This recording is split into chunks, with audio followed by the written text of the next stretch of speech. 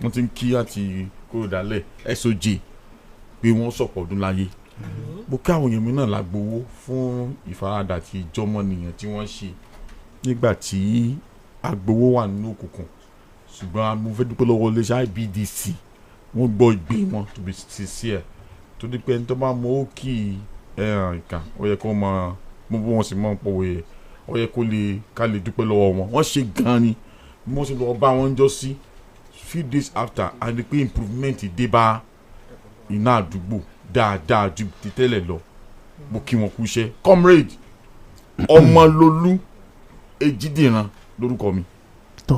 mo kí gbogbo àwọn èèyàn wa láti ilẹ̀ Ìbàdàn dé gbogbo ibi tá à ń ti ń gbọ́kàn nìyí akójúmọ́ àdẹ̀kù pàdé ni àwọn ṣègé mo kí SOG fún birthday wọn ẹ̀mí wọn ṣe ọ̀pọ̀lọpọ̀ ọdún láyé comrade Fẹ́mi Babalọ́lá Ọbaàgùn ní orúkọ mi.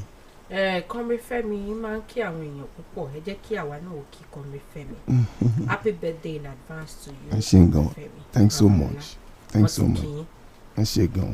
few days to your day. ọ̀la. ṣọ́la ni ó ti dé tán. bẹ́ẹ̀ni. less than 24 hours. nínú gbogbo nǹkan tí bẹ́ẹ̀ ṣe wá láti Ìbàdàn yẹn kápọ̀ tó wá bí sọ́ọ̀tùbà kò bá ti lọ rí bákan jù ó máa wà discipline ó máa dùn àwọn èèyàn púpọ̀ because kò ní sí kankan bí ìmọ̀ tá a fẹ́ fi mọ́ tún. àwọn tó wá láti Ìbàdàn nìkan ni. lóríire ni wọ́n. àwọn tó wá nílùú Èkó ok Ìbàdàn nìkan lọ́mọ definition wọn. ìmọ̀ tó kù ń pa àwọn ìmọ̀ tí ìbámọ̀ ìsáà ní sọ mo ṣáà mọ̀ pé àwọn àti Ìbàdàn lóríire ni wá. I agree with you. mo kàn wo nǹkan kan ní pé gbogbo àwọn tó tún ayé ṣe lónìí ghetto náà ti kúrò kì í ṣe city mo lè fún ọ lórúkọ èèyàn mẹ́wàá ghetto náà ti wá so mo dẹ̀ gbà pé Ìbàdàn náà ti jẹ́ ghetto rí. when you are talking about ghetto ibo ni headquarter ghetto yóò bá ṣe Ìbàdàn. good so mo agree I don't understand. so ó fi hàn yí pé big ghetto ní Ìbàdàn. do we agree on that? Okay. ẹ̀yin náà agree bẹ́ẹ̀ yẹn. no èmi mọ̀ pé bí ghetto níbi ìmọ̀ wa dùn mí tẹ́ bá wá sọ nǹkan mi ni mo yà mí lẹ́nu. tá a bá sọ nǹkan mi bíbó. no aṣáájú àti advance kúrò ní time yẹn náà. yes o tọ́ ni development ti wọlé. yes I agree. we have developed. tí àwa yòókù ò tí ì lọ opportunity tó. tí ì rí. I agree. tí ì dára mi. no ó sì gíjẹ rárá náà. mélòó ni development tó ti wọlé yín. ó kéré iná mo sọ ó kéré headquarter gbogbo ghetto ìlàjò kò sí. ṣùgbọ́n lọ́ọ̀ tí wàá ṣe àti wàá progress àti develop àti sunkún bẹ́ẹ̀ yẹn. kó n ghetto náà. ilẹ̀ mi wọ́n pè mí kan ní ìmọ̀ bẹ̀bọ̀ wọ́n pè ń fọkọ̀. ọ̀dọ̀ àwọn anísọ̀nù. ibẹ̀ ni anísọ̀ ti wá.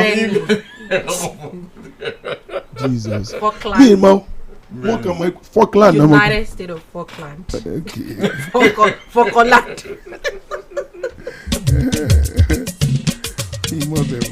kí wọ́n fọkàn láàárọ̀ yìí wọ́n bí Fẹ́mi Babalọ́lá ló já dọ́dọ̀ yìí o ẹ káàárọ̀ wá kí yìí o ní dáadáa ni o Adédìkẹ́ wọn bí inú ìsọ̀lá ló kàn tèmi náà wọ́n fẹ́ kí ló tẹ̀ náà kà sí mi.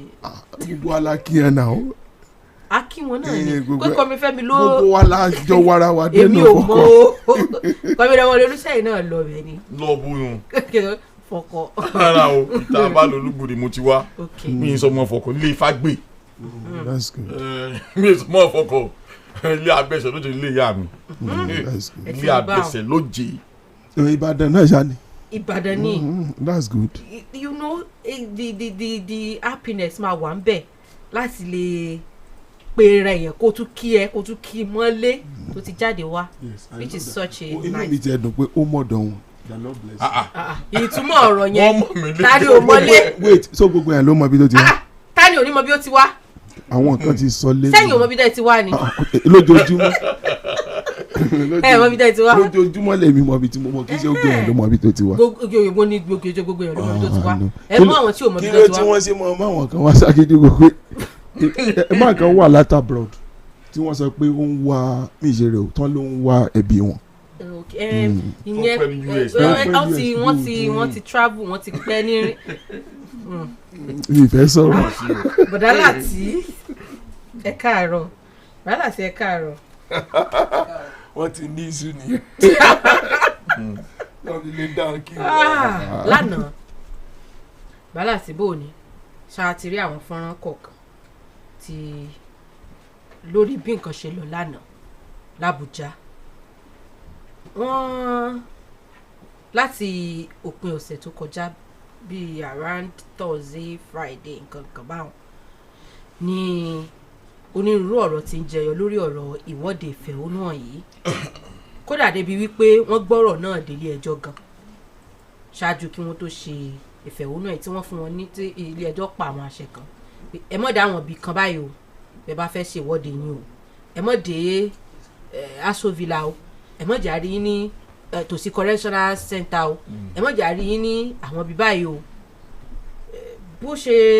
bí wọ́n ṣe la àwọn oríṣiríṣi kalẹ̀ ètò àwọn tí wọ́n ṣe ìwọ́de ìfẹ̀hónúhàn yìí oríṣiríṣi ni ọ̀rọ̀ padà dà lẹ́yìn ọ̀rẹ́ yìí wọ́n ní àwọn tí wọ́n jẹ́ olùgbé nílùú ọ̀hún ìyẹn ìlú Àbújá wọ́n ní kọ̀ọ̀kan ni wọ́n bẹ̀rẹ̀ sí ní àwọn kan ni wọ́n bẹ̀rẹ̀ sí ní kọ̀mínú pé iṣẹ́ òòjọ́ àwọn wọn jáwọn ò lè ṣe gbogbo ẹ̀ ó kàn pàkàṣọ gbogbo ẹ̀ dá ni àwọn ò lè lọ bí iṣẹ́ àwọn wà stranded oríṣiríṣi níbi àwọn ọlọ́pàá ti barricade àwọn ojú ọ̀nà kọ̀ọ̀kan ṣùgbọ́n by and large protest àná security tight ní Aso Villa gan ti àwọn ibi tí wọ́n ti ṣáájú sọ fún wọn pé kí wọ́n mọ̀ dé o ìkànkàn báwọn ṣùgbọ́n àwọn oníròyìn tí wọ́n jẹ́ ẹgbẹ́ akọ̀ròyìn lórílẹ̀‐èdè wa Nàìjíríà sọ̀rọ̀ pé bí ọ̀rọ̀ protest ọ̀hún ṣe lọ pé àwọn ò nífẹ̀ẹ́ sí torí wọ́n harass àwọn journalist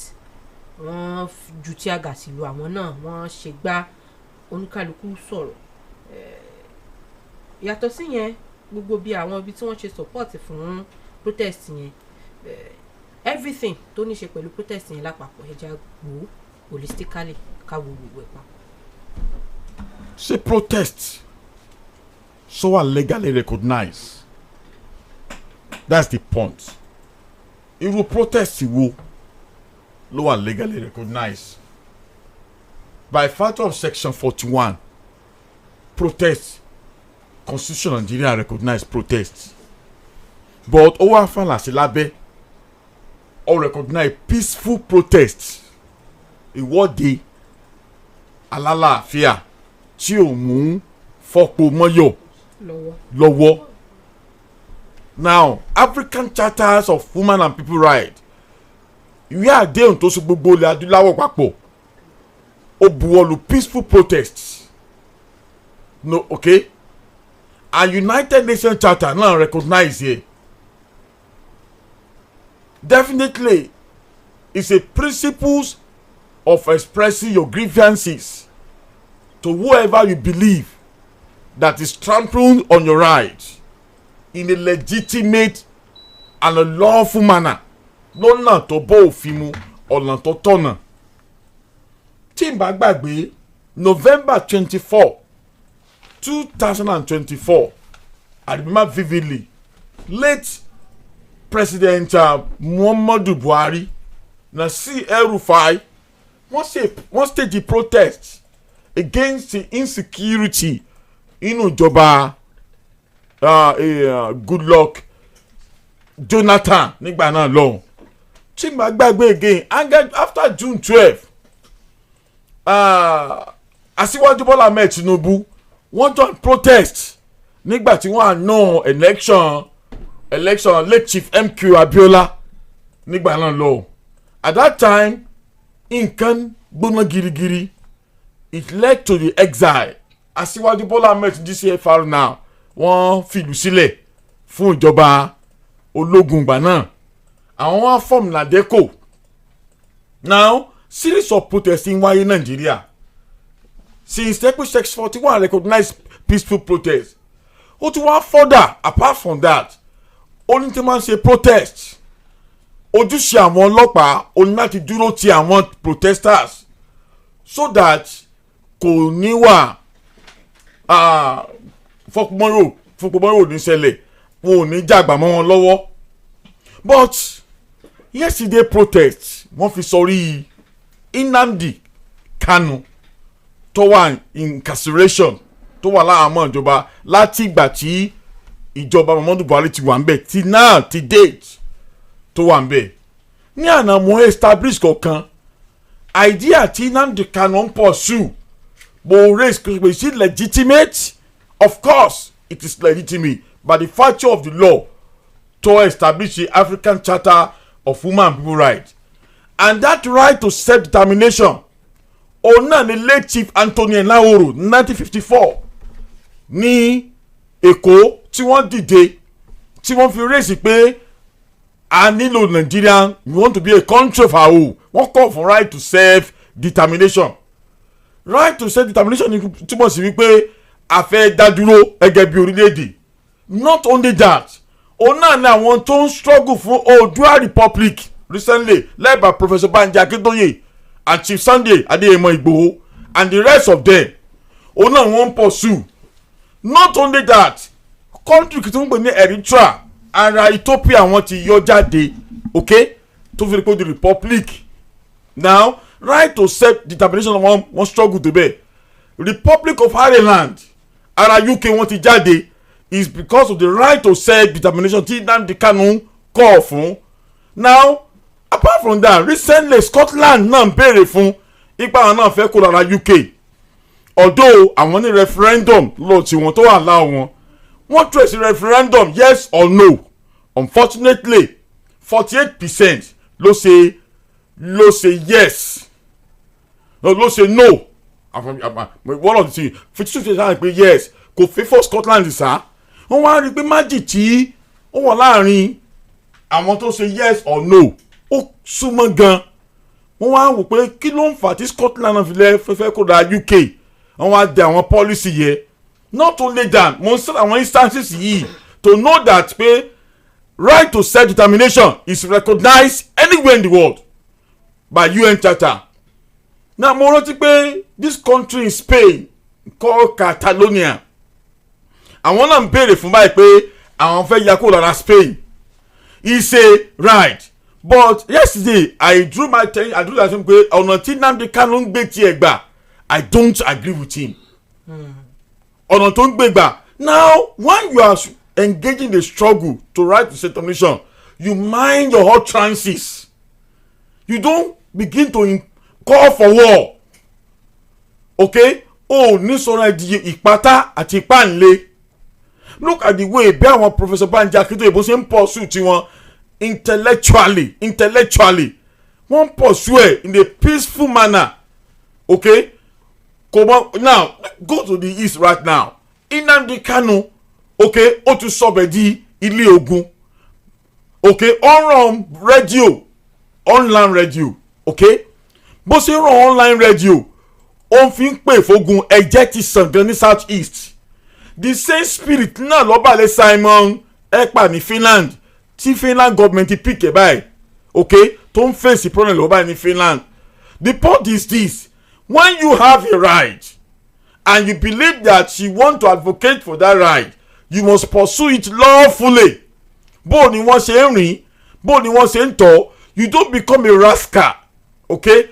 You don't begin to demonstrate rascality when you are pursuing the right to self-determination. Now, Nnamdi Kanu ó make àwọn utterances kan against prominent Nigerian figure and against Nigerian state. One of it pé kí Nnamdi man refer sí Nigeria as a zoo republic is very highly derogatory. Now wọ́n gbé lọ sí ilé ẹjọ́, okay, wọ́n gba bail. I remember then that Senator Yina Baribe àwọn wọ́n stand fún bí sọ tí ń gbà náà ó jump bail ó sá mọ́ wọn lọ́wọ́.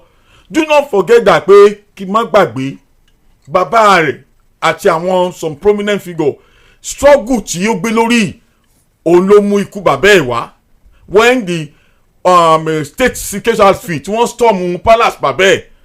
Now ó escape, wọ́n gbà mú ní Kenya.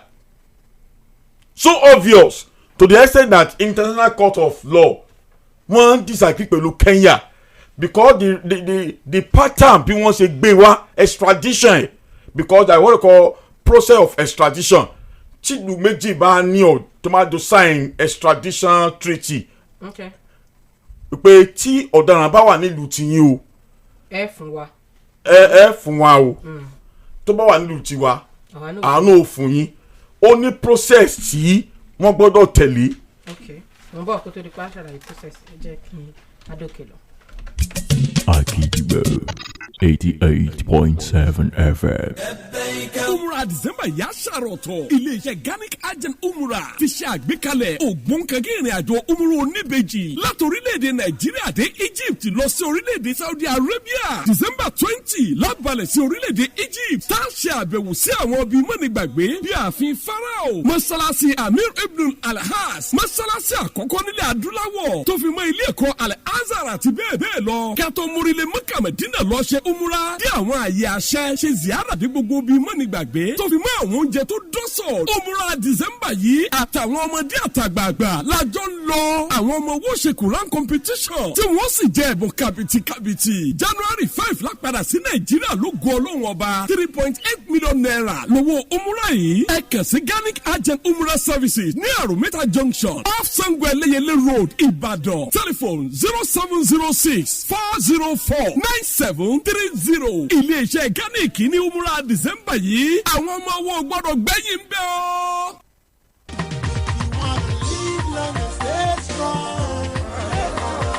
ajíṣe bí Ọ̀yọ́ là ń rí Ọ̀yọ́ ò ní ṣe bí bàbá ẹnì kọ̀ọ̀kan. NRI iléeṣẹ́ tí ń lo ìmọ̀ tewétegbò ìgbàlódé láti lè jẹ́ kí àlàáfíà rẹ kó máa jẹ́ tí wàá ṣe àgbékalẹ̀ àyẹ̀wò ọ̀fẹ́ pẹ̀lú irinṣẹ́ ìgbàlódé fún gbogbo àwọn tí wọ́n fẹ́ mọ̀ bó ṣe ń lọ lágọ̀ọ́ ara wọn. àyẹ̀wò yìí ni kò ní jẹ́ kí a máa fi oògùn ẹ̀tẹ̀ wo làpálàpá ọ̀fẹ́ sì ni àyẹ̀wò yìí. ẹ kàn sí NRI office tó wà ní Adébáyọ̀ shopping complex nídojúkojú Polaris Bank ní Wo Road nílùú Ìbàdàn. aago 8 àárọ̀ di 6 ìrọ̀lẹ́ lójoojúmọ́ lẹ́ẹ̀mọ́ bá àwọn akọ́ṣẹ́mọṣẹ́ níkàlẹ̀ láti ṣe àyẹ̀wò ọ̀fẹ́ fún yín. ẹ pè health consultant Solomon sórí 09157549390 09157549390. tẹ́ ẹ bá rí kọ́ òun tún rèé 09157549390. yàtọ̀ sí àyẹ̀wò ọ̀fẹ́ o sì tún lè rí tiẹ̀ ṣe lọ́dọ̀ NRI. mo gbà á ládùúrà pé kí àjíǹde ara kó máa jẹ́ kí ara gbogbo wa kó máa le. ìwòsàn ti dé.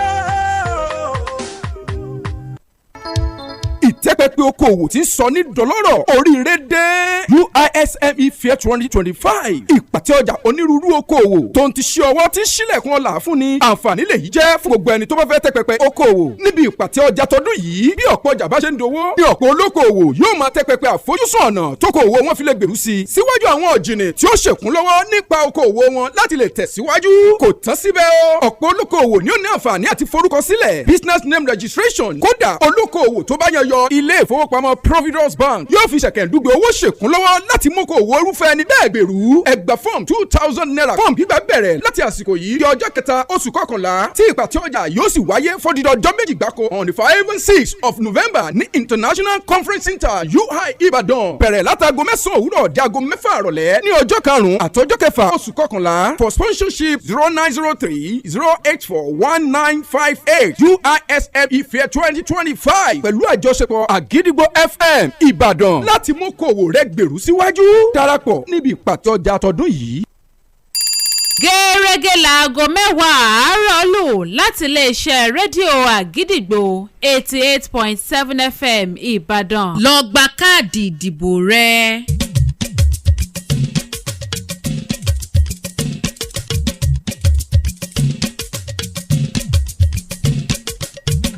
Okay. Now process wà tí ẹ bá fẹ́ extradite any of the suspects criminal suspect tí ìjọba ilẹ̀ Kenya tí wọ́n fail to comply with international law. Unfortunately Nnamdi Kanu ti approach court law wọ́n sì get justice wọ́n ti gbé owó léjọba Kenya lórí for the manner and way bí wọ́n ṣe extradite láti Kenya wá sí Nigeria. Now do we use illegality to address illegality? Nnamdi Kanu jump bail. Is it proper and legitimate to also use that method to bring into the country? Capital no. Capital no. Ó ti spend several days ní custody government wọ́n ti gbé lọ court. Èmi gẹ́gẹ́ bí ẹnìkan èmi ò faramọ́ ẹ̀jẹ̀ tó ń sàn through the struggle èmi kórìíra ẹ̀ gidi gan but nǹkan tó ń béèrè fún is it not recognized the law tó bá wọn máa wá ṣẹ̀ tó bá pín kínní kan now sometime ago Professor Charles Soludo wọ́n ti náwó pa àwọn fẹ́ gbà á kí wọ́n free ẹ̀ fáwọn pa wọ́n take care as another stakeholder that was what led to yesterday protest fún wọn ọlọ́pàá kó dúró tì wọ́n wọ́n ẹ̀yìn tí a gas lù wọ́n and yet you also as this APC government ẹ̀yin náà enjoy protest as part of the means to secure power.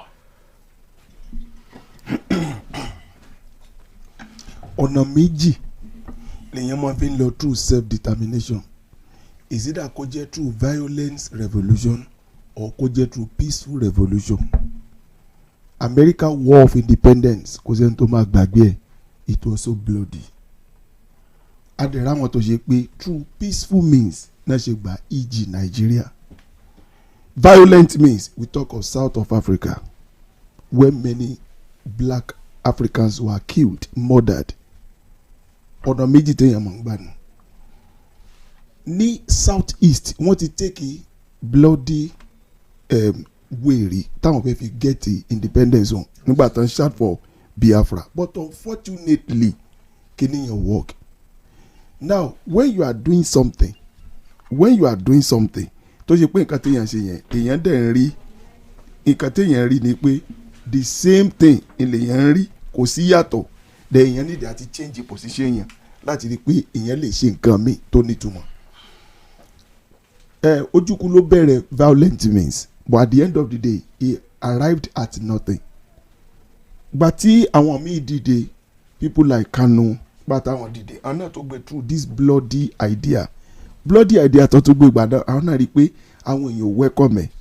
Mo rántí pé ìgbà tí Kensaro Wiwa of blessed memory ìgbà tó bẹ̀rẹ̀ struggle ti south níbẹ̀ yẹn Ojukwu lọ kí ó ní ìgbà tó Ojukwu dọ́dọ̀ Ojukwu sọ pé una good morning o that you are welcome on board to the same struggle tó ti bẹ̀rẹ̀ láti 60 and kíní kan dẹ̀ wà tó ṣe pé a máa ń sọ dáadáa some are crystallized substance to roast a sleepy society some he said they do not benefit from the changes they made but they merely clear the path for that to better run the race of life. Àwọn kan yẹn enjoy revolution tó bá ṣe bẹ́ẹ̀ àwọn míì náà máa ń ṣiṣẹ́ fún tí wọ́n enjoy rẹ̀ gbogbo ẹ̀kọ́ ló máa di Nelson Mandela by and large.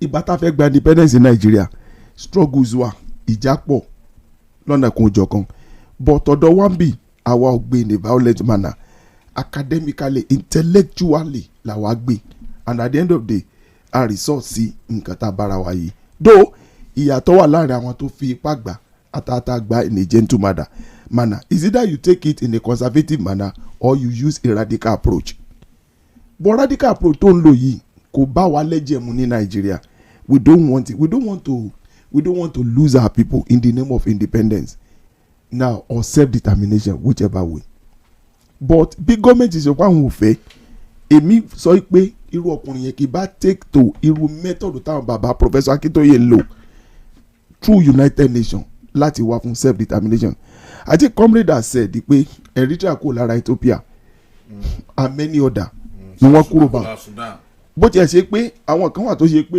lóòótọ́ ni wọ́n kúrò lọ́dọ̀ ara wọn but at the end of the day America ọwọ́ wọn wà lórí àwọn kan irú Korea ọwọ́ America ló wà ń bẹ and many others tá a lè side Kashmir ó kò lára India and many others bẹ́yẹn táwa náà bá sọ pé ààrẹ dìpa fẹ́ lọ àbágbégbá not in a violent manner ká pursue agenda wa and at the end of the day we are going to get to where we are going now for Kanu tó wà ń bẹ̀yẹn wíwà níbẹ̀ rẹ̀ mo rántí pé SOJ mentioned something yesterday ipe bọ̀bọ̀ yẹn ti cause a lot of havoc níbi tí wọ́n fi níbi tó kótó di pé ó débẹ̀ yẹn ara àwọn ọ̀wà tó ń wù ló jẹ́ kí gọ́ọ̀mẹ̀ntì lọ gbé láti ibi tó wà láti fi sùpàm because according to he said tó bá release ẹ̀ náà this guy could actually ó tún lè lọ́ mọ́ foment another trouble entirely within that region tó jẹ́ pé kò ní wà palatable.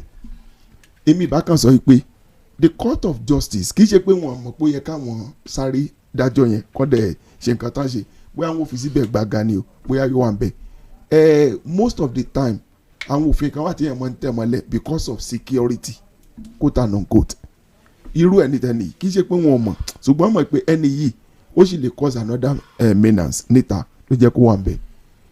nǹkan tó ń pursue ẹ̀já wa gbé láti bẹ̀rẹ̀ so yẹ kí Kanu pursue rẹ̀ yes indeed ó yẹ kó pursue. It is not under compulsion that all of us should come together but tá a bá fẹ́ lọ I like that word if we can take it in a peaceful manner we have to readdress our constitution and I think that is what they are saying ní 2014 confirm a right to self-determination tí gbogbo nationalities bá jókòó tájọ òpin kí la lè ṣe kí ṣe pé àmọ́ ìṣòro Nàìjíríà gbogbo alámọ̀ challenges Nàìjíríà àdèmọ̀ solution to it but àwọn kan wọ́n dodge wọ́n gbọ́ lábẹ́ ẹ̀ka kan wọ́n wà ní òkùnkùn wọ́n fẹ́ kí solution ta everybody mọ̀ pé n ta lè ṣe tá fi jẹ́ united Nigeria wọ́n fẹ́ kó wà because so many people are getting their spoiled from it and again àwọn kan believe pé a ti dismember kò nídìí ká dismember tó ṣe pé adẹ́wà and that is the more reason Afẹ́nifẹ́re and others they are talking about restructuring tí mo lérò pé àwọn north náà wọ́n ti embrace ẹ̀ bóyá 1954 ni o or 57 mi rántí àwọn north gan ti fẹ́ see the way nígbà kan Lagos conference tí wọ́n bínú kúrò pé àwọn ò tiẹ̀ ní interest nínú Nàìjíríà mọ́ àwọn tó jẹ́ political leaders elite bí àwọn ni wọ́n lọ sọ yẹn tí wọ́n lọ bẹ̀ wọ́n pé kán padà wá àti sọ pé ká sọ pé a lè mọ́ lo language to your tent to stay Chief Bọ́lá Ìgè lò 1998 tó bá yí pé kò bá kálukú kú padà sílé bàbá rẹ̀ tílẹ̀ bá ti sú now tẹ́ bá bí afraid Nigeria no matter bó ṣe lù kó kéré tó right to self determination everybody ń bẹ̀rẹ̀ and ìyẹn la fi sọ pé restructuring kò wọlé let's go back to our region ṣé tá a bá padà sí region wa bó ṣe wà ní 50 gbogbo 54 yẹn kankan kò sí irú agitation yìí kò tún ní wáyé mọ́ kálukú mọ̀ pé nǹkan báyìí but before we can do that I need that tún constitution wá sí mo rò pé tó yẹ kí Wọlé Ọlánípẹ̀kun sọ̀rọ̀ ní pé amendment mélòó la fẹ́ ṣe what will have tí ìbá dáa jù be so good ni pé ká pé nationalities ká ṣe meeting constituent assembly ká ṣe bóyá tá a bá fẹ́ lọ kó carry out referendum irú tá lò ní Cameroon ní 1961 tó fi láwọn lọ that's number one then number two ni pé ṣé bá ti ṣe 2014 confab àwọn tá a bá yàn lọ sí constituent assembly wọ́n lè lọ jókòó though àwọn kan sọ pé kò sí nídìí fún mọ́ because àti ní national assembly but we all know that the crop of people tó wà national assembly lè owó náà wà lọ they are not really fighting for the masses so tó bá rí bẹ́ẹ̀ tó bá ṣe pé ó ṣe é ṣe a lè nírú sovereign national conference bẹ́ẹ̀ kádẹ́gbé 2014 confab wá in case tó bá ṣe é pé 2014 confab yẹn a bá rí i pé torí somebody told me pé another word tó máa ń pè á ní Nigerian Bible nìyẹn tá a bá wò í tó bá jẹ́ kùdìẹ̀kùdìẹ̀ a lè yọ kúrò bẹ̀ èyí tá a bá ń pò wà favourable fún wa tí ó fi jẹ́ kí Nàìjíríà wà but tó ṣe pé regionalism yẹn la máa ṣe lọ òní bá ti dáa jù àbákan wo ká check ìyẹn ẹ̀ wò ká dẹ̀ follow rẹ̀ to the letter èmi mọ̀ ẹ́ pé the solution to Nigeria is regionalism except we want to prevaricate so if you now want to stay on that kò tí ì bá di jù báyìí according to nǹkan tí Wọlé Ọlánípẹ̀kun sọ ká wo constitution wa yẹn ká jù yẹn nù ká kọ̀ mí ká wo 2014 confab ká fi yẹn ìṣirò bá a ṣe fẹ́ move ní Nàìjíríà bá a ṣe fẹ́ get ibi tá a lọ if we continue in this trend sincerely yours tí south east bá settle lẹ́nì north east ó bẹ̀rẹ̀ jà lọ́la except tá a bá padà lọ́wọ́ kí ni 2014 wí tàbí ká lọ sí constituent assembly láti ní new constitution. according to a legal luminary tó ti fìgbà kan rí jẹ́ ààrẹ fún ẹgbẹ́ àwọn amòfin lẹ́yìn Chief Wọlé Ọlánípẹ̀kun. ẹ ṣe. bẹ́ẹ̀ni bàbá ní kí ilé ìgbìmọ̀ asòfin àgbàlẹ̀ yìí ilé ìgbìmọ̀ asòfin lórílẹ̀‐èdè Nàìjíríà kí wọ́n dáwọ́ kọ́ lórí amendment 1999 constitution tí wọ́n ṣe lọ́wọ́ yìí kí wọ́n sì prepare orílẹ̀‐èdè yìí fún new acceptable constitution. A ní ìdí ìwé òfin tuntun kì í ṣe pé a fẹ́ mọ amendment lórí tó wà lẹ́tẹ̀lẹ̀ a fẹ́ mọ ṣàtúnṣe tó wà lẹ́tẹ̀lẹ̀ o tuntun yánnayánná tí a mọ̀ lò ṣùgbọ́n kí tó jẹ́ ká lọ síbẹ̀ yẹn going back to Nnamdi Kanu's situation and yesterday protest ọ̀pọ̀lọpọ̀ àwọn èèyàn kan wò pé ṣé wọ́n wà kàn filẹ̀ bẹ́ẹ̀ sí báwọn ni nígbà tí àwọn kan sì ń ṣàlàyé ọ̀rọ̀ pé kò rí bẹ́ẹ̀ o according to bí wọ́n ṣe ń bá ẹjọ́ náà bọ̀ tẹ́lẹ̀ wọ́n ti parí pé à ń ṣe pé ó lè lọ jẹ́jọ́ ó lè tàtíléwá lọ jẹ́jọ́ wọ́n ti parí gbogbo yìí ìgbẹ́jọ́ tí wọ́n bẹ̀rẹ̀ sí ní gbọ́ ẹjọ́ rẹ̀ gangan ó ti yẹ kó bẹ̀rẹ̀ báyìí wọ́n fẹ́ open case ṣùgbọ́n wọ́n ní according to the lawyer wọ́n ń claim wọ́n ń try láti sọ fún ilé ẹjọ́ pé kò sí ẹjọ́ ó sì jòyè yín pé a ti jọ yànnàná pé bóyá ó lẹ́jọ́ jẹ́ àbí ò lẹ́jọ́ jẹ́ àwa sì ti fìdí ẹ̀ múlẹ̀ fún yín pé lẹ́jọ́ jẹ́ nígbà tá a ti fìdí ẹ̀ múlẹ̀ fún yín pé lẹ́jọ́ jẹ́ ẹ̀jẹ̀ abẹ́rẹ́ ìgbẹ́jọ́ rẹ̀ ló kù wọ́n ní wọ́n tún mú ọ̀rọ̀ health wọlé pé ìlera rẹ̀ ò pé tó nǹkan kan wọ́n tún retí kí NMA àwọn medical association pé kí wọ́n wá yẹ̀ wò kán fìdí ẹ̀ múlẹ̀ fún gbogbo ilé ẹjọ́ jẹ́ àbí ilé ẹjọ́ jẹ́ a lot of things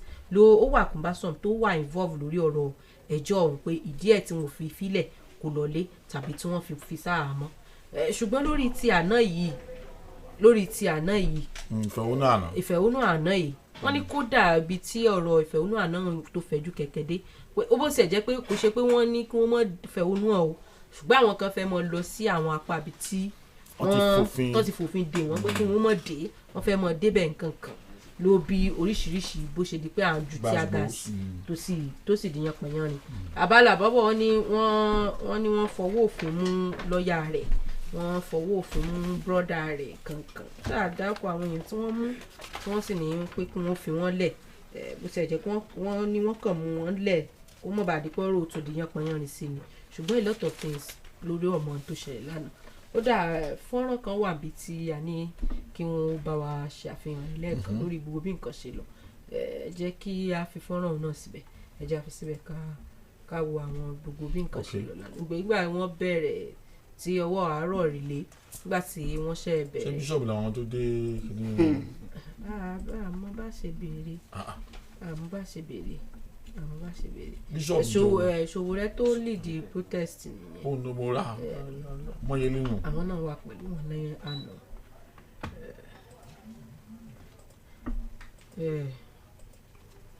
Kanu actions goes beyond secession. He had turned himself into a rabbi where the people were worshiping him and kissing his feet.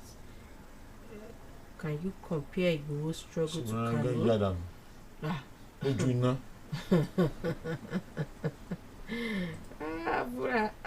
Eré ebi lẹ́sẹ̀ ìṣòwò rẹ̀ fúnra rẹ̀. So kọ́mbídà Ọmọlúlú. sórí lórí ọ̀rọ̀ tí bàbá sọ Chief Wọlé Ọlánìpẹ̀kun òdodo ọ̀rọ̀ ni àwọn tí wọ́n kọ constitution 1999 wí tán fi bẹ̀rẹ̀ yẹ gbólóhùn jìbìtì ayé ọ̀run ni ibo la ti jókòó ibo la ti sọ̀rọ̀ tí wọ́n ń lo wí. ó wà. níbo la ti jókòó. constituent assembly wà. no constituent assembly wà. gbọ́ wà. China ti gbọ́ báwọn. mi ò gbà ó. àwa. now ẹ̀yin ò síbẹ̀ ò túmọ̀ sí pé kò wá bẹ́ẹ̀. mo ti gbọ́ ẹ bá tán ayé tẹ́jẹ́ ń gbọ́ now lẹ́yìn èèyàn when you look at that constitution it's purely unitary tí mo mí ni pé agbára ìjọba tó kó agbára sọ́wọ́ ẹnìkan ni when you look at it closely unitary system ni constitution law encourage and a lot of lacuna which are not acceptable in the constitution here 2014 convap tí wọ́n ṣe tó ní over 600 recommendation tó wà nù ẹ̀ tí wọ́n gbé pàtì tí comrade fásilẹ̀ kan ó ní wọn ò bá ti lò now I share the view Chief Wọlé Ọlánìpẹ̀kun calling for brand new constitution to reflect the situation of Nigeria. Nigeria have over 250 ethnic group. I'm refer to Yorùbá, Hausa, Igbo nìkan, àjù bẹ́ẹ̀ lọ o. Okay, you look at it over 250 ethnic group. Ẹ̀sìn wa mú mẹ́ta àtẹ́gbẹ́ prominent mẹ́ta péré nìyẹn. It will address that aspect. Number 2 ni pé regionalism. I share that view also. Tá a bá address issue constitution, Nigeria dey need progress.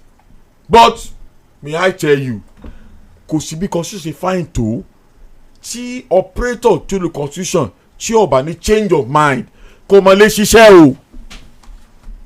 Ẹ̀kọ́ kọ́ sínú òwe ni o. Ẹni tí ó lo constitution tí ó lo nǹkan tó wà náà òwe ó ní kí ọkàn rẹ̀ kọ́kọ́ wá gbé yes we are ready to make this constitution work. One of the country lágbàáyé tó ní one of the best human rights regime nínú òwe Nigeria ni, but when it come to the practicality kẹ́ẹ̀pẹ́ fẹ́ lò inú òwe nìkan wọ́n kọ́ sí. The point is this, nǹkan tó yẹ bá ń kọ́ ọ̀fun mo agree pẹ̀lú wọn, but àwọn tí ó lò ó tí ẹ̀mí wọn ò bá yí padà kò lè work. That issue ti Nnamdi Kanu àṣà ọ̀dà tí wọ́n raise, okay, Nigerian government ní resolve ẹ̀ politically. Gbogbo tí wọ́n ń sọ yẹ pé nǹkan báyìí ló fà á òun ṣe báwo ṣe tọ̀hún, they can resolve it politically.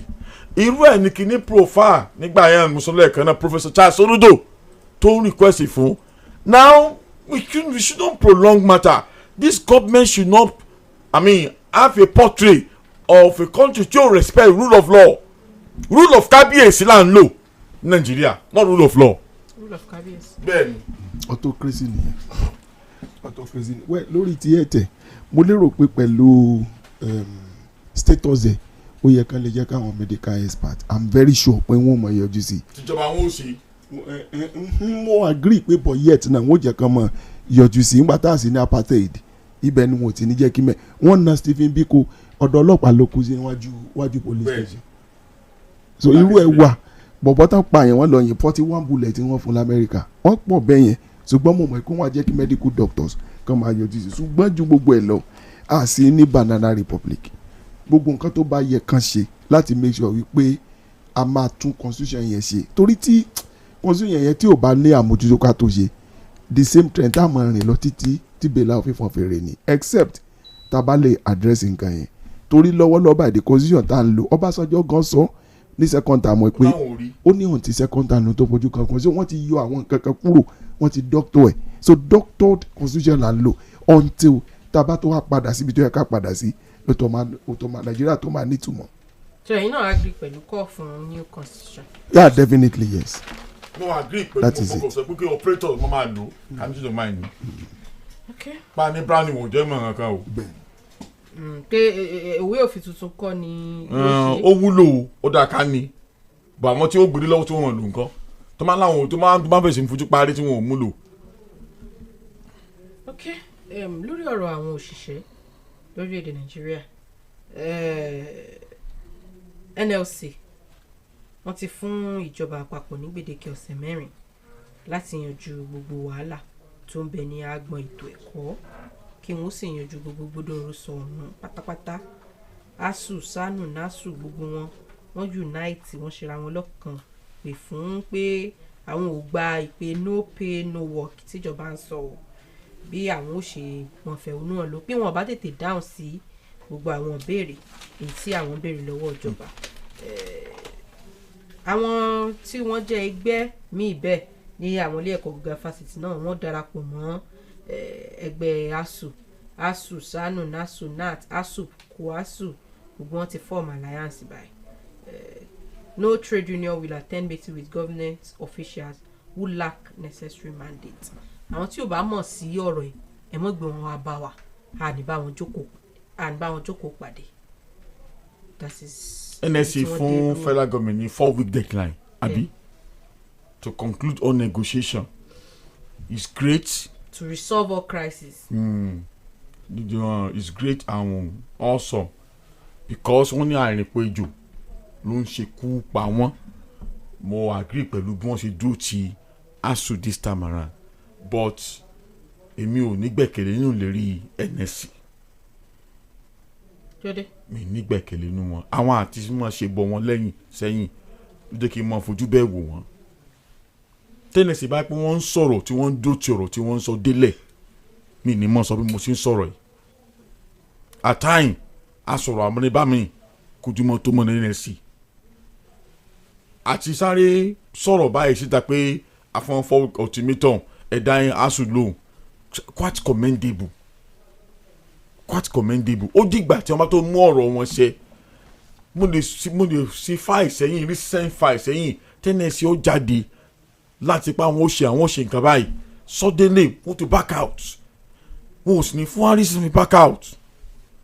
The point is now this bíbá ASUU kẹgbẹ́ inú struggle tí wọ́n ń gbá báyìí okay ọ̀dà but kẹ́nẹ́sì reach out sí federal government of which wọ́n ó ṣe bẹ́ẹ̀ after 4 weeks kí ló fẹ́ ṣẹlẹ̀ if you now grant still the Nigerian economy okay ṣé nǹkan ò ní burú sí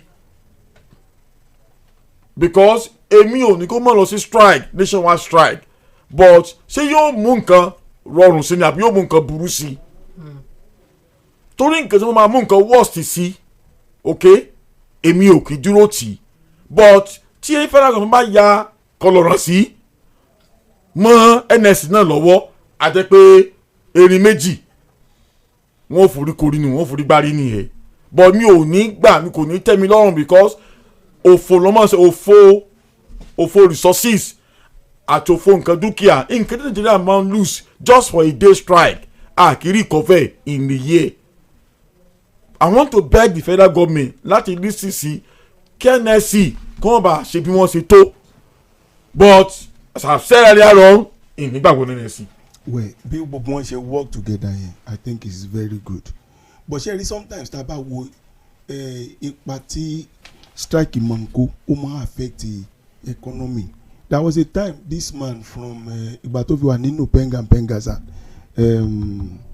I forgot his name arántí ń ṣe Frank Ofi Ekokori ó sọ pé tí strike bá wà níjọ́ kan ó sọ iye owó tí Nigerian government as at that time tó máa pàdánù so also this now wọ́n máa pàdánù a lot of owó pẹ̀lú nǹkan tó ń ṣe especially àwọn ASUU tó ń lọ kì í ṣe strike yẹn ló kàn ó yẹ kí government sáré wá ọ̀nà tí wọ́n fi bá wọn sọ̀rọ̀ and mo sọ ní bóyá náà pé ìjà tí ASUU ń jà ASUU ò jà nítorí ara wọn 90% torí aráàlú náà ṣe ń jà torí bí government ṣe ń lọ yìí wọ́n fẹ́ privatize àwọn public university tó bá dé rí bẹ́ẹ̀ ọmọ tálákà ò ní lè lọ school mọ́ ara nǹkan táwọn ń fight fún un àwọn èèyàn máa ń rò pé bóyá torí salary torí ìyẹn kọ́ ní tó wà nínú nǹkan tó ń fight fún ó ga jù bẹ́ẹ̀ lọ now ìgbà tán wá tébù ọ̀rọ̀ wọn síwájú gọ́ọ̀mẹ̀ntì ìdẹ́mi lè pẹ́ gọ́ọ̀mẹ̀ntì ṣe ni pé irú eléyìí tẹ́ béèrè fún yìí àìlágbára rẹ̀ eléyìí lágbára làlágbára rẹ̀ ẹ jẹ́ ká máa ṣe ní face by face so at the end of the day wọ́n padà máa já sí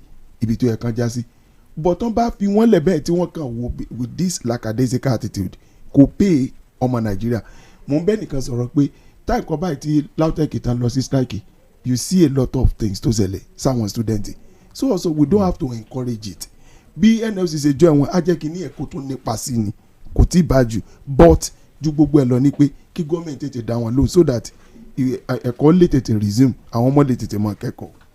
wọ́n lè tẹ̀síwájú lórí. wọ́n tún NLC tún bínú sí issue no work no pay tí ìjọba sọ tí wọ́n ń sọ fún àwọn ASUU pé ẹ̀ ń tẹ̀yàn ṣẹ́lódì o ẹ̀ bá ti ò jẹ́ ni as I normally say bó o ní wọ́n ṣe fárí gún tó dorí kíní tó abẹ́wà kú CBN staff tó máa lọ sí strike kí ló no work no pay fún wọn èmi náà ò lè faramọ́ kí ní ilé iṣẹ́ tó lóòní ṣiṣẹ́ tó pé o sì lọ sí strike ó wà padà dé ó lọ tẹ̀wọ́ gbowó fine and good but tí n bá ń lo policy yẹ ó yẹ kí n máa lò délẹ̀ ni it shouldn't be a selective policy tèmi ń sọ nìyẹn.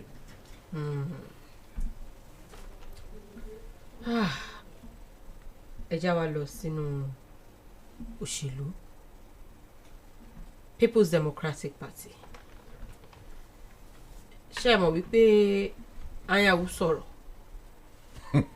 pé wọ́n fọ́ọ̀jì signature PDP ti wá sọ̀rọ̀ báyìí pé tó bá jẹ́ pé wọ́n fọ́ọ̀jì signature rẹ̀ ní bó ti wí kí DSS mọ̀ bò kọ́lọ́pọ̀ mọ̀ bọ̀ kí wọ́n ṣèwádìí àníwọ̀ gangan ló kọwọ́ bọ ìwé yìí fún àwọn letters àti meeting tí wọ́n attend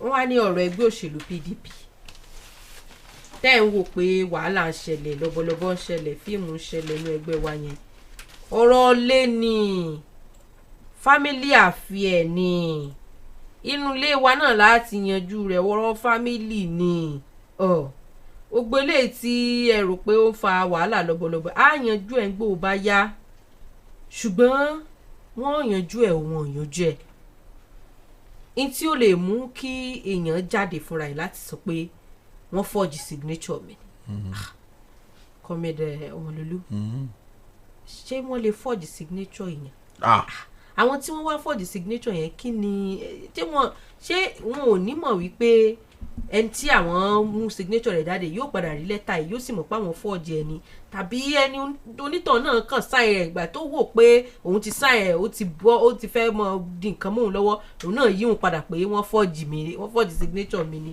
ẹ mọ̀ pé that situation a lè ascertain ìwo lóòótọ́ ń bẹ̀ gan-an lórí ọ̀rọ̀ ayáwó ok tábà agree pé ayáwó lóòótọ́ wọ́n forge signature ẹ̀ ni bóyá àwọn yẹn wọ́n ní reason láti forge signature ẹ̀ ṣáwọn náà ò ní mọ̀ pé ẹni yóò padà rí lẹ́tà yìí yóò mọ̀ pa forge signature òun ni tàbí ok tó bá yẹ pé wọn ò forge signature ẹ̀ lóòótọ́ ńkọ́ tẹ́kọ̀ òun náà ti sign ẹ̀ tán wò pé nǹkan tí mo sign yìí kò yẹ kí n sign ẹ̀ o lòun náà yí ohun padà pé wọ́n forge signature òun kọ́ ó wà a little bit not clear. I think I agree with you that is very unclear. However, ó ní wọ́n forge signature òun ológun àgbàdẹ sọ wípé ó wà ń bẹ in the presence of the governors ló ti sign now ó ti di battle there are two ways by which we can reach a compromise. Number one is either they approach the court of competent jurisdiction láti bá wọn ṣe or number two ni pé kí party fúnra wọn jókòó kán dẹ̀ swallow àwọn nǹkan kan fún wọn láti lè forge ahead ó di méjì so ìkànnù méjèèjì ni wọ́n mú arákùnrin yẹn sì believe pé wọ́n forge mo rò nǹkan kan gan lánàá when we left the program tó bá ṣe pé wọ́n ń push arákùnrin láti lọ sọ pé kó lọ ṣe nǹkan tó ṣe ń kọ́ how do we know mo mí ayáwó tó a pè ní ọwọ́ kan ló ń ti pé bá gbogbo ìmọ̀ àwọn PDP jẹ́ lọ ṣe báyìí lọ ṣe tọ̀hún because òṣèlú là ń ṣe are you getting me ẹ mọ́ gbà pé Mr. President sọ pé ó lè lọ bá wọn tó party wọn tẹ bá wá wo in the opposite side if I cannot arrange your party for you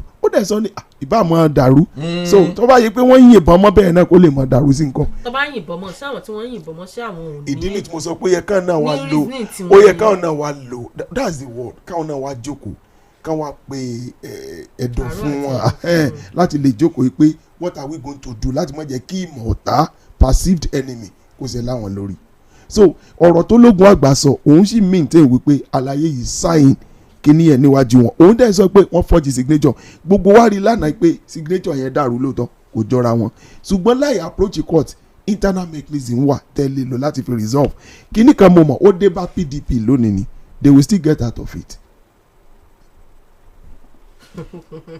ó yẹ kó mọ̀ pé does the alleged forgery if proven invalidate the letter of INEC and to allege he will allege must prove Samuel Ayawu ló allege òun náà gbọ́dọ̀ proof the body of proof will come from Samuel Ayawu torí òun ló fẹ̀sùn kàn ipe wọ́n dọ́gbọ́n sí signature òun let it come out with proof kìí ṣe duty PDP láti máa proof fún òun ni yóò proof pé bẹ́ẹ̀ ni àná tí a compare signature méjèèjì tètí olóòlù ni àtètí wọn ni wọ́n forge a rí clear difference pé kí ni difference ra wọn ṣùgbọ́n ìwọ tó ní wọ́n forge signature come out with evidence kó o sì fi hàn yé 1 2 tó bá ṣẹlẹ̀ bẹ́ẹ̀ again there should be a forensic PDP náà gbọ́dọ̀ ní ibo nígbà wo video coverage wo lè cover after all lè mọ sign form báyẹn kó mọ̀ wà under recording for reference purpose wọ́n lè má ṣe wọ́n sì lè ṣe wọ́n lè má ṣe tí wọn ò bá ṣe because internal pain ni wọ́n lè má ronú débi pé ọ̀rọ̀ yìí máa padà jẹ jáde. ṣé ẹ mọ̀ pé tí o máa wá ronú débẹ̀ ṣé ẹ mọ̀ pé àwọn Àtíkù ti rí ahead. I know. wípé Samuel Ayawu tó wà láàrin àwọn yìí àwọn fọmọ ẹyẹ sábẹ́ àwọn ń gbé kání wọ́n ti mọ ẹni tó ràn wá àti ṣètò wá jẹ́ ó ní àwọn Àtíkù àǹkó òfin fi ẹgbẹ́ sílẹ̀ pé àwọn ń bá ti àwọn lọ. If that should be the case, tí àwọn Àtíkù bá ti rí bẹ́ẹ̀ pé ẹni tí wà ń bí o Sàmáyáwò yìí o irinṣẹ́ ẹni báyìí ló ń ṣiṣẹ́ fún, ó yẹ kẹ́ ẹ ti dá mi tiẹ̀ mú oúnjẹ pé bí ò bá ṣe ìṣàkóbá fún yín ẹ̀ níjẹ́ kó ṣẹlẹ̀.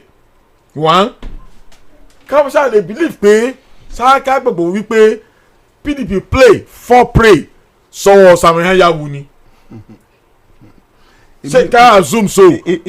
Now ṣé wọ́n for prey because lọ́wọ́ gbàtẹ́ ẹ mọ irú nǹkan tí wọ́n gbé sáàrin yín fún àwọn náà lè claim ignorant báwọn mọ nǹkan tí wọ́n gbé fún torí pé Sàmáyáwò kọ́ ni àwọn gọ́fúnà PDP fẹ́ràn Okoye ni wọ́n fẹ́ lò. Ìgbà míì wà nínú òṣèlú èèyàn máa ń lo subterfuge èèyàn máa ń lo subterfuge nínú òṣèlú wàá kàn lo trick láti rí i pé no ọ̀fìn yẹn bí ìgbà tí yẹn ṣe àgbẹ̀ lójú yòyò tí yẹn ṣe pako díjú tọ̀dẹ̀ ní nǹkan tó ṣe so wọ́n lè mọ tètè lè rí di mind there they will be thinking they will be thinking that Sàmáyáwò táwọn ti jọ sọ pé kókò yé tí wọ́n mọ̀ pé Àtíkù àwọn Àtíkù àǹkó wọ́n ti wọ́ sẹ́gbẹ́ Okoye ti lọ wọ́n mọ̀ pé ó ti dára pé ṣe bí nǹkan tí we can fight. assumption yẹn wà costly. fún document tí wọ́n sign ní August.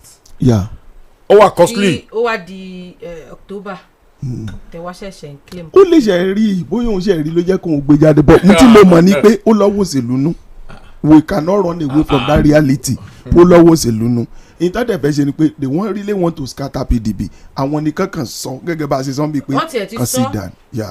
gọ́vnà Ọ̀ṣun Adémọ́lá Adélékè. good.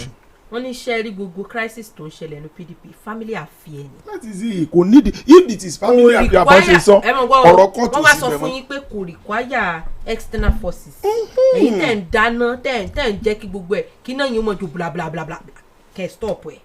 wọ́n ní ṣe rọ́rọ̀ yìí à nídìí epo yín à nídìí iyọ̀ yín à nídìí ṣúgà yín à nídìí nǹkan kan yín kẹ́ ẹ bá wa fi kún ẹ fi wálẹ̀ bẹ́ẹ̀ àyànjú ẹ̀. ọ̀rọ̀ yìí ẹ wá mọ̀ gbọ́ ọ̀rọ̀ tí wọ́n sọ yìí o wọ́n sọ lásìkò ìgbà tí wọ́n ń ṣe preparation fún convention wọn tó ń bọ̀ ni.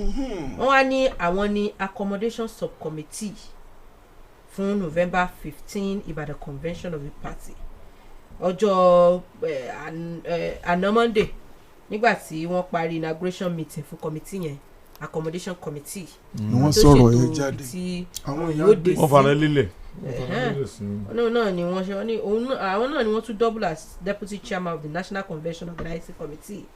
wọ́n ní I can assure you that we are meeting and resolving our issues internally.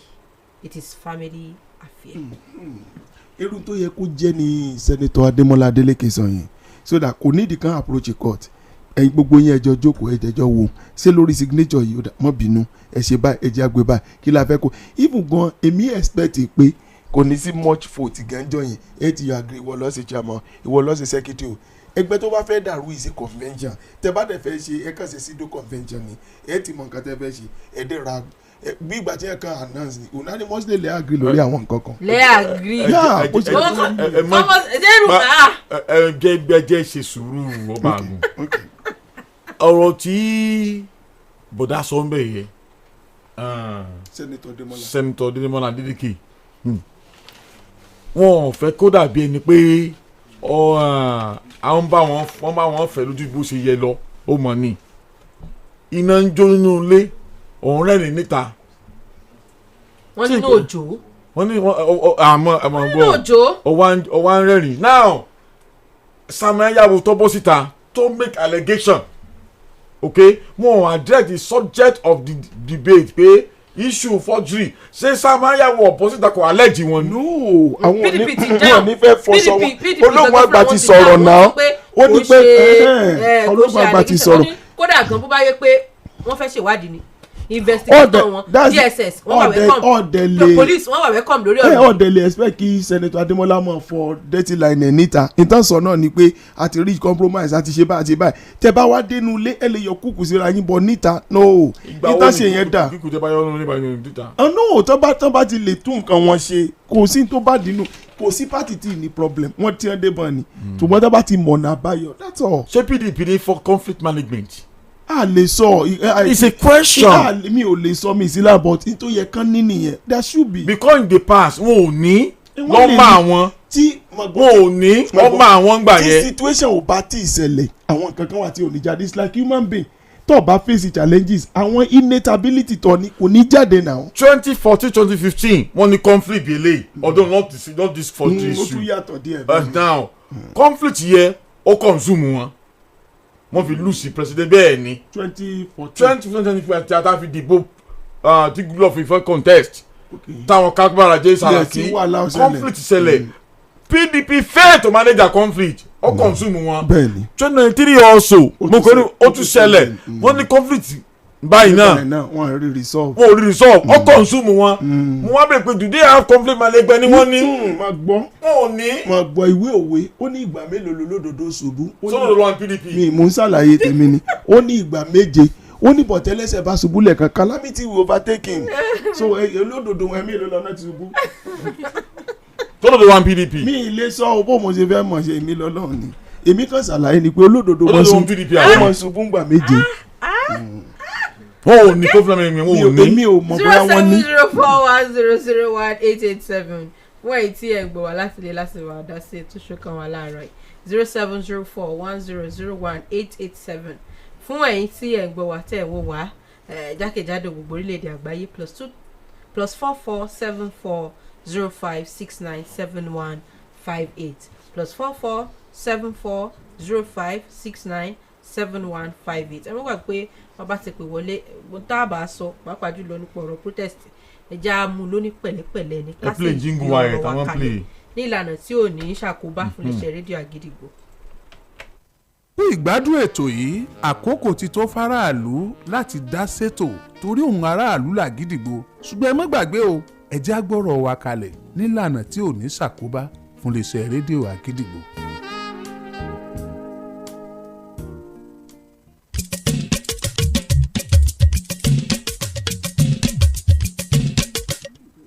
Hello. Hello. Yeah, hello. Ẹ káàárọ̀ sir. Hello, Àǹtí Adenike ẹ káàárọ̀. Yes sir. Kọ́mídé Ọmọlólú. Ẹ káàárọ̀. Láfẹ́ mi mo kí yín o. Ẹ kú ọ̀rọ̀ lú o. Yóò máa ṣe é ṣe o. Adúpẹ́ fọlọ́run àti yín náà. Kọ́lá Mustapha ló ń pè látàrí gún ọ̀lẹ́yọ̀ Ìbàdàn. Mo ń gbọ́ nínú ní ìtànkálẹ̀ ẹ̀kan pé àwọn tó ń sọ pé kí wọ́n ó dájọ́ Nnamdi Kanu àbí tí wọ́n bá dẹ̀ dájọ́ ẹ̀ kán sílẹ̀ kọ́wé tó wà máa fi. Ẹ jọ ẹni tí wọ́n fẹjọ́ apààyàn kan tí wọ́n fẹ̀sùn apààyàn kan tó fẹ̀sùn agbésùnmọ̀mí kan tí wọ́n bá dájọ́ yẹn tí ẹjọ́ ẹ dá sílẹ̀ ni wọ́n dá ní àbí ẹjọ́ ìkejì ẹ̀ báwo ni òfin ní di wàhálà. So ìjọba náà mọ nǹkan tó ń ṣe láti má bí ìfi sílẹ̀ then nǹkan tó ń fáìtì fún ó ráìtì ṣùgbọ́n kò yẹ kó jẹ́ pẹ̀lú agídí báyìí. Pẹ̀lú agídí báyìí sì ẹ̀wọ̀n kan sì nǹkan tó sọnù ó ti ju abẹ́rẹ́ lọ nígbà tábẹ́rẹ́ sọnù tí wọ́n lọ ké ní Ṣàngó ẹwà tìgbà tí wọ́n ti wà lórí ọ̀rọ̀ yìí mo dẹ̀ sọ pé àwọn tó ń fáìtì fún kínní àwọn tí wọ́n bí láti 75 to the date ní lè rí àwọn arúgbó wọn kó ẹ́pà sọ́pọ̀tì nǹkan tó ń ṣẹlẹ̀ yẹn láéláé láwọn tó ti mọ nǹkan tó ṣẹlẹ̀ ní 67 to 70 so kí wọ́n fi sùúrù ṣe èèyàn lè jọ jókòó dialogue kẹ́ wo nǹkan tẹ́lẹ̀ fi sí irú Nnamdi Kanu ní tí wọ́n máa fi ilẹ̀ kò ń ṣe Tinubu ló mu ṣùgbọ́n wọ́n ò padà fi ilẹ̀ ìgbọ́n kò sẹ́ni nǹkan tó máa fẹ́ kíjọba tó ń ṣe kó dàrú tí wọ́n bá fẹ́ wọ́ọ̀dì káwọn náà máa ṣe pẹ̀lẹ́pẹ̀lẹ́ káwọn máa dojúkọ àwọn elétò ààbò mọ́ Ọlọ́run ní da Nàìjíríà rú o ẹ pé ètò.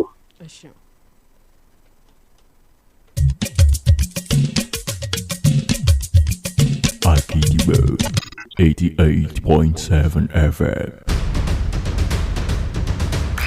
Get ready, innovators and business minds. It's the UISME Fair 2025, inspiring next generation SMEs. Join us as we ignite ideas, spark innovations, and build business resilience. Come explore funding opportunities, pitch competitions, product demonstrations, and loads of networking. Happening live on the 5th and 6th of November 2025 at the International Conference Center, University of Ibadan, from 9 a.m. to 6 p.m. daily. Don't miss your chance to connect, showcase, and grow. Bank grants available for startups and business upscaling. To register, visit uismefairng.com. For sponsorship and inquiries, call 0903-084-1958 or email smefair@ui.edu.ng. UISME Fair 2025, inspiring next generation SMEs.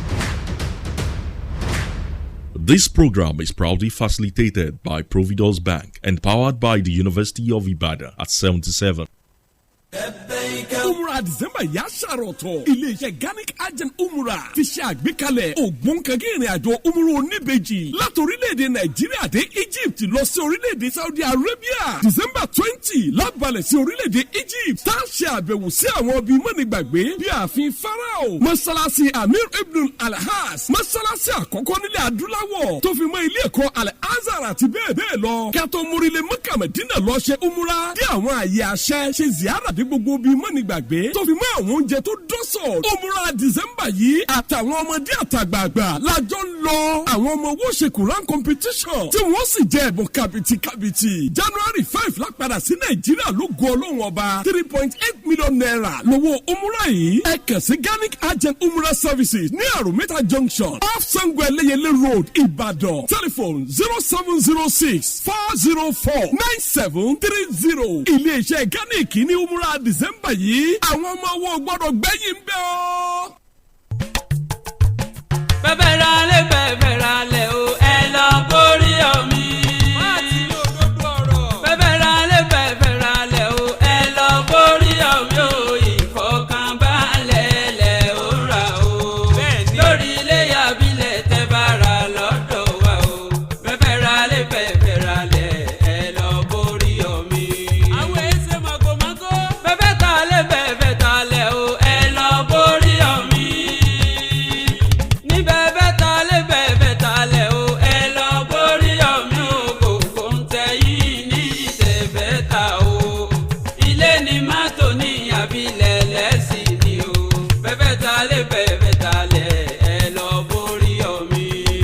Akidigbo 88.7 FM.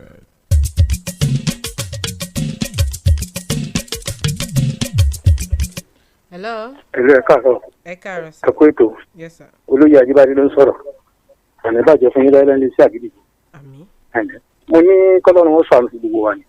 Àwọn tí wọ́n ń ṣe ètò ìfẹ̀hónúhàn wọ́n mọ tí wọ́n ń ṣe. Ẹ̀yin náà wo àwọn Boko Haram tí wọ́n ń pààyàn tí wọ́n ń ṣe gbá tí wọ́n ń ṣàwò. Wọ́n mọ ní amúlẹ̀tì wọ́n fi wọ́n sílẹ̀ wọ́n bọ́ sàárín ìlú. Kí á ní Kano security tó ti burú jù. Àwọn tí wọ́n ń ṣe lóṣìṣì tí wọ́n ṣe tó burú jù ti Kano sọ yẹn wọ́n fi wọ́n lẹ̀ náà. Ní ìṣẹ́ tó gbogbo plan gbogbo tọ́bajọ́ position wọ́n ti ń plan against wọn ọlọ́run yóò bọ́ àlódédé.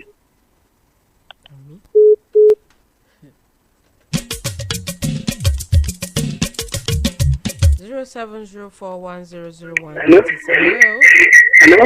Ẹ mọ̀ káàárọ̀ ma. Ẹ káàárọ̀ ma. Mo kí olóyè Fẹ́mi àti Ọmọlolú àti àǹtí Adéníkẹ́.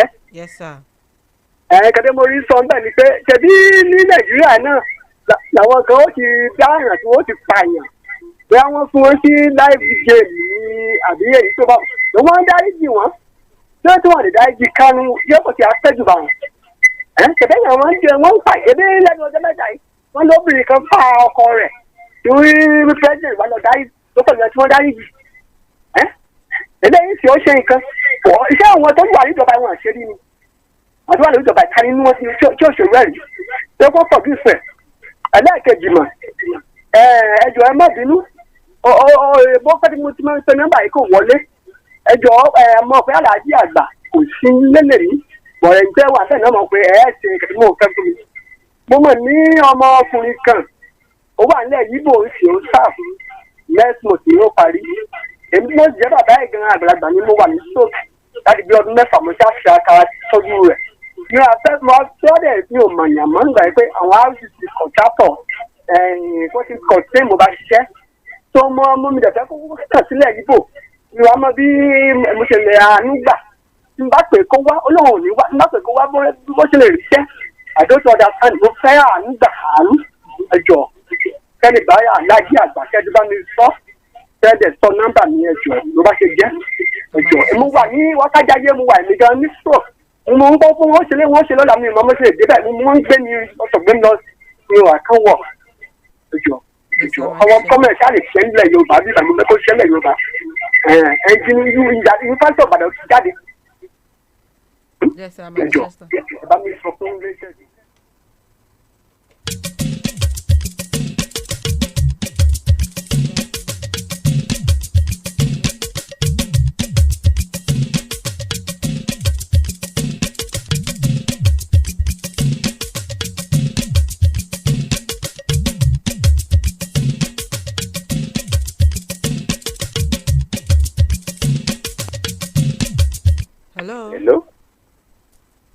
káàárọ̀ bẹ́ẹ̀ orúkọ tèmi ni Raphael Mákindé mo ń sọ̀rọ̀ láti Ìkòyílé. Tẹ́rí àdúrà tí mi ń gbà fórílẹ̀-èdè ni pé kọ́lọ́run kó bá wa rọ àwọn aṣíwájú wa lọ́kàn. Gbogbo ìṣòro ta ní níjọ́ wo ni ọ̀rọ̀ àwọn ASUU yìí ti wà lẹ̀ láti 2009 táwọn náà kọ́ fi ṣírò ara wọn. Ebi gbogbo àwọn tó wà ní àwùjọ náà ló ń gbowó. Iye tí ẹlòmíì tí ò ní sàtífíkèètì ó ní iye tó ń gbà. Wọ́n fi tọ́ lọ́hùn à ń bẹ̀ wọ́n ni àsìkò ní gbogbo nǹkan tó bá yá wọn máa dìtàn àwọn bàbá Awólọ́wọ̀ dìtàn gbogbo tá a bá ń ṣe láyé tá a máa fi àánú sí. Mo dúpẹ́ lọ́wọ́ bàbá Àgídìgbò fún gbogbo ìrànlọ́wọ́ tó ń ṣe fórílẹ̀-èdè torí láì sí irú wọn báyìí gbogbo òtítọ́ yìí ò ní lè jáde Ọlọ́run á máa ràn wá lọ́wọ́ gbogbo ẹ̀tẹ́ ìjókòó náà ilé yín àtọ̀nà yín ò ní dàrú ẹ ṣé àdúpẹ́ o. Yes, sir. Yes, sir.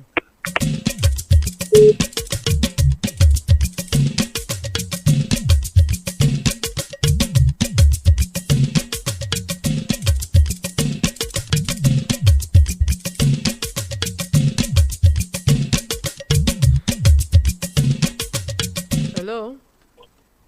A kú iṣẹ́ o. Yes, sir. Ẹ kú àtàárọ̀ mo kí kọ́mọ Ọmọlólú àti ọba àgùn Ayọ̀ Fágbèmí ló kọ tèmi o ẹ kú iṣẹ́ o ẹ mọ̀ mọ́ sọ ìlú tí bá ti sí òdodo ní sáà máa rí náà là ń rí ẹ má gbàgbé o gbogbo tí Kánú bá rí ó ṣe o ilé ẹjọ́ kan appeal court ó ti dájọ́ pé kán fi Kánú lẹ́yìn gbà kan o ìjọba pa ọmọ tó gbé wọ́n tún wọ́ ẹ̀sùn oríṣiríṣi wọ́n tún kà á sí lẹ́sẹ̀ wọ́n fẹ́ mọ̀ detain ẹ̀ pẹ̀lú ọ̀rọ̀ ilé ẹjọ́ torí kí wọ́n lè fi pamọ́ ni ẹ má gbàgbé o àwọn sójà lọ ilé Kánú àti ilé bàbá ẹ̀ wọ́n bà gbogbo ọbẹ̀ jẹ́ wọ́n bà property ẹ̀ jẹ́ Kánú sá lọ ìyẹn ló fa ikú bàbá Kánú o wọ́n wá ní Kánú jọ̀ǹpù béèlì tí wọ́n bá Kánú létí ò sá lọ tí wọ́n nípa ó wá lọ Kẹ́ńyà ẹ wọ̀nà tán gbàgbé Kánú wálé o ṣó bófin mu ìjọba àpapọ̀ ò bọ̀wọ̀ fófin ni tí wọ́n bá tọ́ bó ṣe ọ̀rọ̀ nídìí bó ṣe dá yìí òun làwọn èèyàn sọ yẹn wà àwọn èèyàn tó ti pààyàn mélòó ni wọ́n ti tì mọ́lé nù wọn táwọn sọ pé Kánú ọ̀nà tó ń gbégbà tíjọba bá ti ṣe tó ẹ̀kan ṣe lásìkò tàbí sáà kankan tíjọba yóò fẹ́ gbọ́ kankan pa ẹ̀ bá gbégbé ọ̀nà tó dáa jù bẹ́ẹ̀ lọ nígbà tí ilé ẹjọ́ sọ pé kí wọ́n ṣe protest ẹ má gbà pé ẹjì kọ́kọ́ lọ ilé ẹjọ́ pé wọ́n gbọ́dọ̀ fàyè gbà wọ́n rárá wọ́n ti ní ìtẹ́sẹ̀ wọn tẹ̀ fẹ́ fàyè gbà wọ́n rárá wọ́n á sáré lọ gba ìjọsìn kan pé wọ́n kán má débì kan àìṣèlú báyìí kí ìlú ń rójú tù ú kí ìjọba ẹ̀ ó má. A ní àlejò tí wọ́n ní tí wọ́n fẹ́ bá àwọn aráalé sọ ètò sì ṣe pàtàkì tó tún kàn wá láàárọ̀ yìí ẹ jẹ́ kí àwa ọmọ fi ṣèlọ látàgbàlẹ̀ kọ́mẹ́dọ̀ Ọmọlólú. láti ọ̀dọ̀ mi comrade Ọmọlólú Èjìdìran. comrade Fẹ́mi Babalọ́lá Ọbàgùn ó dàrọ̀. Adéníkẹ́ Ọmọbíyìn náà Ìṣọ̀lá ló kọ tèmi náà ṣùgbọ́n àti èkó lórí ètò gẹ́gẹ́ bí mo ṣe sọ mo ní a ní àlejò láàrin wa tí wọ́n ní tó ṣe pàtàkì tó kàn wá tí wọ́n fẹ́ bá wa sọ ìjó kàn wá tí wọ́n fẹ́ bá wa sọ àmọ́ gbọ́ látẹnu àlejò wa ẹ káàárọ̀. ẹ káàárọ̀ àtọkùn mo kí gbogbo àwọn òbí àtàlágbàtọ́ tí wọ́n ń gbọ́ wálé láàárọ̀ pé a kú dédé àkókò yìí ẹsùn pẹ̀kẹ́tẹ́ bá ti gbóhùn Adéọlá Ọmọtádé àròlé representative Mr. Lẹ́gbẹ̀gbẹ́ ọ̀rọ̀ tó ní ṣe pẹ̀lú ayẹyẹ ọjọ́ ìbí olóṣooṣù tá à ń ṣe níkànnì Àgídìgbò náà ló gbé mi wá ṣùgbọ́n lọ́tẹ̀ yìí wọ́n á fi tó àwọn òbí àtàlágbàtọ́ létí wípé a fẹ́ ṣe lọ́nà àrà lọ́nà ìyanu kó jẹ́ eléyìí tó gbẹ̀yìn ti ọdún 2025 fún díẹ̀ yìí a ti wá pa oṣù ayẹyẹ ọjọ́ ìbí àwọn tá a bí ní oṣù kẹwàá àti kọkànlá àti pápọ̀ báyìí eléyìí tó túmọ̀ sí pé eléyìí tá a fẹ́ ṣe lọ́jọ́ Sunday ò ní lè wáyé mọ́ ó di oṣù tó ń bọ̀ Sunday tó gbẹ̀yìn oṣù tó ń bọ̀ ìyẹn November 30th kó tó di pé a ṣe ètò ayẹyẹ ọjọ́ ìbí àwọn tá a bí ní oṣù kẹwàá àtòṣù kọkànlá ẹ má bàa pé December gangan ni due month yìí o ṣùgbọ́n gbogbo eléyìí tá à ń sọ látijọ́ yìí fáwọn tó ti máa ń gba magic ticket tí ayẹ ti kọ́lẹ̀ látọjọ́ yìí kò lọ bẹ́ẹ̀ o gbogbo ẹ̀ December lẹ́ẹ̀tọ́ rí èrè magic ticket ẹ̀ ti ń já láti ọjọ́ tá a ti ń ṣe ayẹyẹ ọjọ́ ìbí olóṣooṣù tá a máa ń ṣe lóṣooṣù kó tó di àkókò yìí ṣùgbọ́n ní báyìí ẹ̀yin tẹ́ ẹ pé ọmọ yín ó jọmọ October àtọmọ November àsìkò rèé kájọ ṣe final celebration ìyẹn fún ti ayẹyẹ olóṣooṣù fún tọdún 2025 ẹ wá já tíkẹ́ẹ̀tì lágídígbò 4,000 naira tíkẹ́ẹ̀tì orí ọmọ kọ̀ọ̀kan ní báyìí a tún ti da magic ticket àti dàpọ̀ máa ń wọlé tó wà nílẹ̀ báyìí ìyẹn fáwọn tá a bínú oṣù kẹwàá àti oṣù kọkànlá bẹ́ẹ̀ bá ti dá gídígbò ẹ sọ fún ẹ pé ẹ fẹ́ já tíkẹ́ẹ̀tì bẹ́ẹ̀ 4,000 naira ni wọ́n á dàrẹ́ ti yín lágbára ọlọ́run lọ́jọ́ yẹn ọ̀pọ̀lọpọ̀ nǹkan làwọn ọmọ yín máa jàǹfààní ṣùgbọ́n kó tó dìgbà yẹn máa tún padà wá láti wá ṣàlàyé àwọn nǹkan tó ti wà nílẹ̀ gẹ́gẹ́ bí ètò fáwọn ọmọ yẹn ṣùgbọ́n àwọn tọ́nà wọn bá jìn ẹ̀ sí ìlú Ìbàdàn ẹ̀ sí ìpínlẹ̀ Ọ̀yọ́ tọmọ yín dẹ̀ jọmọ October àbójọmọ November méjèèjì la fẹ́ ṣe pọ̀ báyìí o 2-in-1 October November ẹ lè pè mí a máa send account number sí yín ẹ máa send owó a máa reserve ticket yín sílẹ̀ tó fi máa di ọjọ́ event tá a fẹ́ ṣe ìwé November 30 ẹ pè mí sórí 081 66 52 66 55 081 66 52 66 55 àwọn ọmọ October bínú tán wọ́n ní ká ṣe kí ni ká fà á já àwọn ọmọ November náà wọ́n láwọn oníyàn nígbà ìdí nìyẹn tá a fi papọ̀ tó fi jẹ́ 2-in-1 báyìí kò ní wáyé lọ́jọ́ Sunday mọ́ o ó di next month á jẹ́ 2-in-1 edition October and November born ní November 30th ẹ ṣe gan atọ́kùn.